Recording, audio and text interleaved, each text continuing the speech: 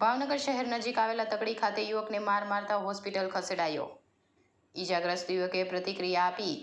ભાવનગર શહેર નજીક આવેલા તકડી ખાતે એક યુવક પર હુમલો કરાયાની ઘટના સામે આવી હતી.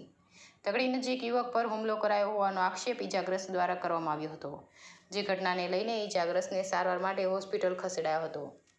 હોસ્પિટલ ખાતેથી ઈજાગ્રસ્ત યુવકે પ્રતિક્રિયા આપી હતી અને બનાવ અંગે હોસ્પિટલે ચોકી ખાતે નોંધ કરીને પોલીસે આગળની કાર્યવાહી હાથ ધરી હતી.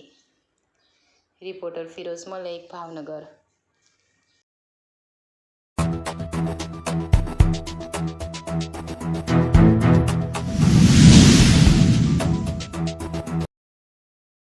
મિકદાર લીનુસભાઈ. કઈ જગ્યા રહ્યો ભાઈ? મોતીતળા કુંભારવાળા કાદરી મસીવાળા ખાતે. શું બનાવજો મોટા ભાઈ? હું હવામાં રાત્રે 11:11 ગાડી લઈને ભરવા જતો હતો. તો પછી એના લાઈનમાં હતો, મારો 178માં વારો હતો.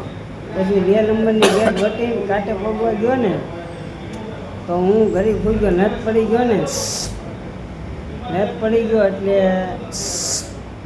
તો પછી મને જગાડવા આવ્યો તો વાંયથી છે ને, વાંયથી આવ્યો તો મેં કીધું મારો ભાઈબંધ છે, તો મેં એમ કીધું કે તું ઉઈ જાઉં ગાડી ચાલુ કરીને, મારે હેર ભરાતા વાર લાગશે એમ. તો એ આવ્યો તો મને નહોતી ખબર કે તે મને તુકારો કેમ દીધો એમ. પછી મને મારવા જ માંડ્યો. મેં એને કહું છું ભાઈ, મેં કહ્યું મારા ભાઈબંધની હિસાબે મેં તમને તુકારો દીધો. તો મને કહે કે તુકારાથી વાત જ નહીં કરવાની. મેં કીધું હશે. તો મને એ ડાયરેક્ટ ધોકો મારવા માંડ્યો અને અહીંયા આંખ ઉપર અહીંયા બાકોસિયા ભરી ગયો ને પગમાં ધોકો માર્યો ને પડખામાં માર્યો ને હાથમાં માર્યો. મારવાનું કારણ? ત્યાં બસ એને તુકારો દીધો ને એને ઓલું થયું. કઈ કંપનીનો ચોકીદાર હતા? જીએમડીસી તગડી, કોલસાની ખાણ. આ વિશે પોલીસ ફરિયાદ કરી? પોલીસ ફરિયાદ કરી હતી, પણ એ પોલીસવાળા આવ્યા હતા ખાણની અંદર, પણ એ વાત કરીને ગયા કે મને પોલીસની અંદર બોલેરાની અંદર બેઠાડે. પછી એ લોકોએ કાંઈક 2 જણા વાત કરી પોલીસ વાત. પછી મેં ડાયરેક્ટ મને દુખાવો પડ્યો ને એટલે મેં 108માં ફોન કર્યો ને તો 108વાળા તરત મને આવીને લઈ ગયા. ને બધા સાહેબો એમ કહેતા હતા એ કે એને રહેવા દો, કાંઈ નથી થયું એમ કરીને કે અહીંયા રહેવા દો એમ.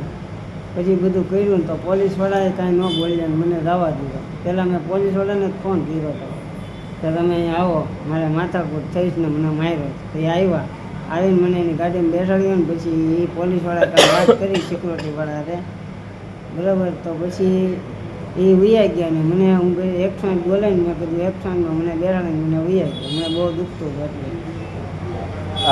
તમારી ગાડી હજી ના છે કે લઈને વૈયા? હા, મારી ગાડી હજી અંદર જ પડીશ ને મારું લાયસન્સ હજી નોંધણી કરવામાં એમ કહે છે. મારો વાંક નથી ને તોય નોંધણી કરવાનું કહે છે. અને લાયસન્સ વિનાના કેટલા ડ્રાઈવરો જાય છે અંદર ને સિક્યુરિટીવાળા પૈસા લે 500 રૂપિયા. અંદર જવાના કોઈ સબૂત છે? સિક્યુરિટી પૈસા લે છે? હા, લે છે, પણ સાના માના લે છે. મારી પાસે ઓરિજિનલ લાયસન્સ છે તો હાથે કરીને મને હેરાન કરે. અત્યારે તમારે આની ઉપર ફરિયાદ કરવાની? હા, એની ઉપર ફરિયાદ કરવાની છે. આની પહેલાં એ મારી ઉપર કર્યું હતું, પણ એ દાદ ઉતારીને એમાં મને માર્યો. એ વિડીયો મારી પાસે છે. તો તારે જ્યાં થાય કરવું ને કરી લે, જ્યાં તો પોલીસ કેસ કરવો તો કરી લે.